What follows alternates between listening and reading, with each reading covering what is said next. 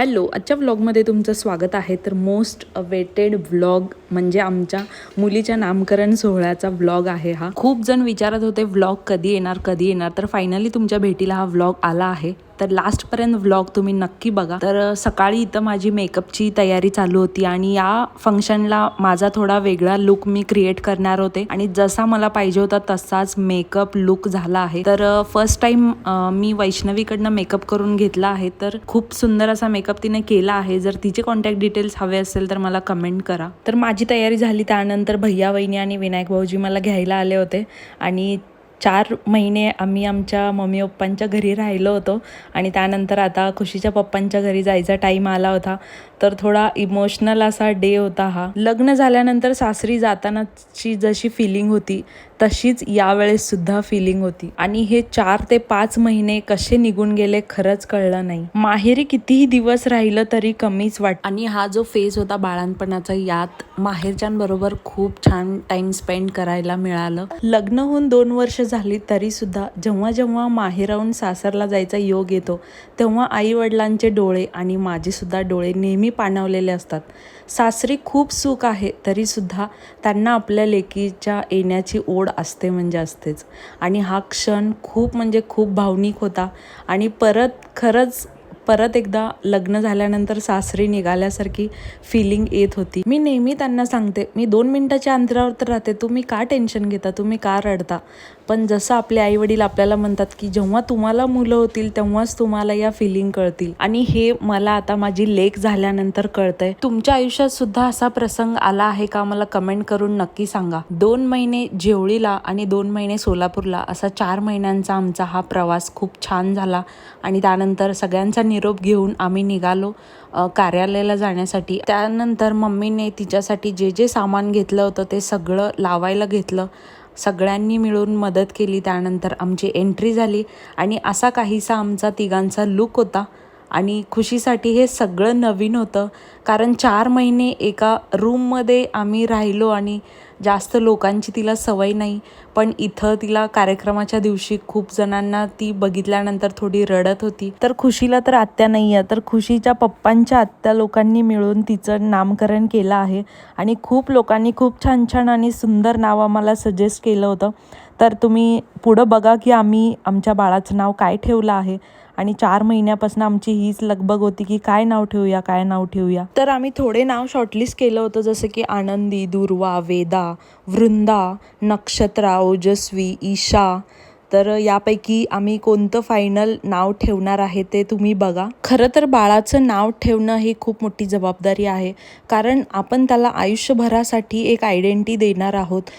त्या नावाने त्याला या जगात ओळखलं जाणार होतं. तर आम्हाला असं काही नाव ठेवायचं होतं जे आमच्याबरोबर रिलेट झालं पाहिजे.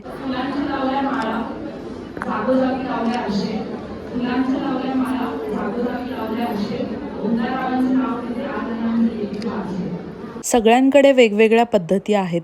तर तुमच्याकडे पण असाच नामकरण सोहळा केला जातो का मला कमेंट करून नक्की सांगा. आपल्या अलीकडचे कार्यक्रम जरा लेटच होते त्यामुळे पुरुष मंडळी वाट बघत असतील कधी कार्यक्रम संपणार आहे. झाला एक 10-15 मिनिटाचा कार्यक्रम राहिलाय. नेम रिव्हिलिंगचा कार्यक्रम करणार आहे. त्याच्या आधी मला इथे 3 लेडीजचं थँक्यू म्हणायचं आहे. म्हणजे जेव्हा आपल्या जवळची व्यक्ती आई होते तेव्हाच आपल्याला आई काय असते कळतं. म्हणजे आतापर्यंत आपण निबंधमध्ये वगैरे लिहित असतो माझी आई आम्हाला सकाळी लवकर उठवती हे वगैरे शाळेला पाठवली असंच सगळं. पण जेव्हा आपण स्वतः बघतो आईचे कष्ट ते मी माझ्या बायकोमध्ये बघितलो त्यामुळे मला माझ्या आईची प्लस सगळ्याच आईंची किंमत कळून आली. या पूर्ण प्रवासामध्ये प्रेग्नन्सी म्हणजे गेल्या जुलैमध्ये आम्हाला कळालं, आनंदाची बातमी कळाली. तेव्हापासून ते जोपर्यंत सोनू आमच्या घरी होती तोपर्यंत माझ्या आईने सोनूची व्यवस्थित काळजी घेतली. त्यामुळे मला माझ्या आईचे धन्यवाद म्हणायचे. आणि डिलिव्हरी झाल्यानंतर मी 1-2दा जेवढीला गेलो होतो. तिथे गेल्यानंतर सुरुवातीची परिस्थिती खूप भयानक होती. सोनू रात्रभर जागायची कारण खुशी झोपू देत नव्हती. मग सोनूच्या सोबत त्यांची मम्मी म्हणजेच माझे सासूबाई हे पण जागायचे. त्यांनी खूप खुशीची आणि सोनूची सेवा केली आहे. त्यामुळे मला त्यांचा पण धन्यवाद म्हणायचा आहे. काकूंनी खूप म्हणजे स्वतःच्या बाळाप्रमाणे सांभाळलाय. तर या दोघींचं धन्यवाद तर झालं. त्यानंतर आता तिसरी व्यक्ती म्हणजे माझी बायको, हिचं मला धन्यवाद म्हणायचं आहे कारण आमच्या फॅमिलीमध्ये मुलगी नव्हतीच, तर आम्ही सगळे मुलीसाठी प्रयत्न करत होतो. म्हणजे आमची इच्छा होती की आम्हाला मुलगी होईल. त्यानंतर मग आम्ही खूप म्हणजे वाट बघत होतो की आमच्या घरामध्ये मुलगी कधी येईल. आमच्या आई वडिलांची कृपा, आशीर्वाद, तुमच्या सगळ्यांचे आशीर्वाद आणि सोनूमुळे आमच्या घरामध्ये फायनली लक्ष्मीचं आगमन झालेलं आहे. त्यामुळे सोनूचे मी खूप खूप धन्यवाद म्हणतो. तर सोनू आणि या तिन्ही लेडीजसाठी एकदा जोरात टाळ्या वाजवा प्लीज. तर आता कार्यक्रमाला जास्त वेळ न करता आपण रिव्हिलिंगचा कार्यक्रम करूया.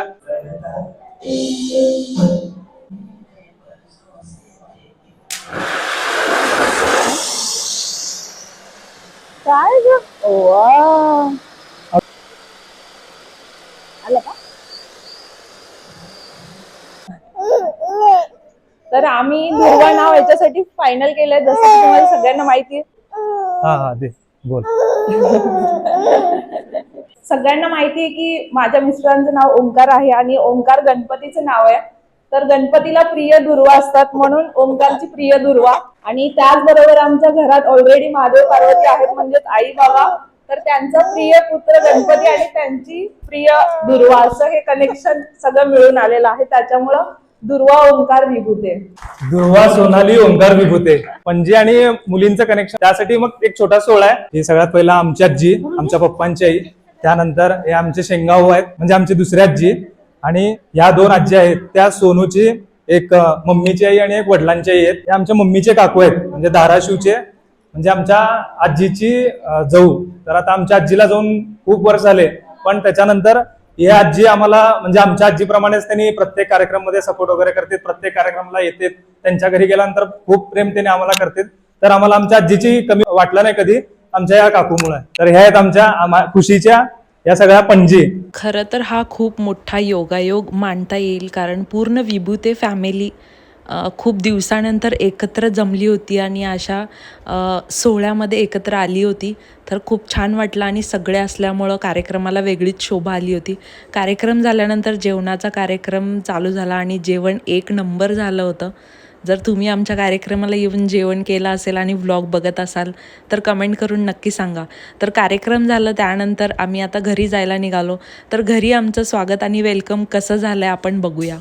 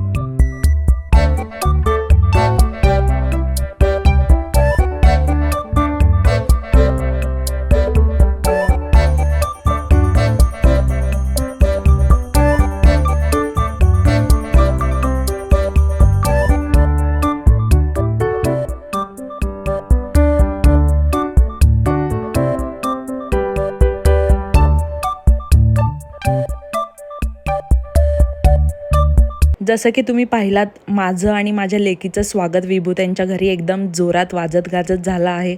आणि जर तुम्ही माझा व्लॉग सोलापूरमधनं बघत असाल आणि तुम्हाला माझ्या आउटफिट, ज्वेलरी, डेकोरेशन किंवा मेकअप कशाचेही कॉन्टॅक्ट डिटेल्स किंवा लिंक हवे असतील तर मला या व्हिडिओ खाली कमेंट करा. मी तुम्हाला सगळे लिंक्स प्रोव्हाइड करते.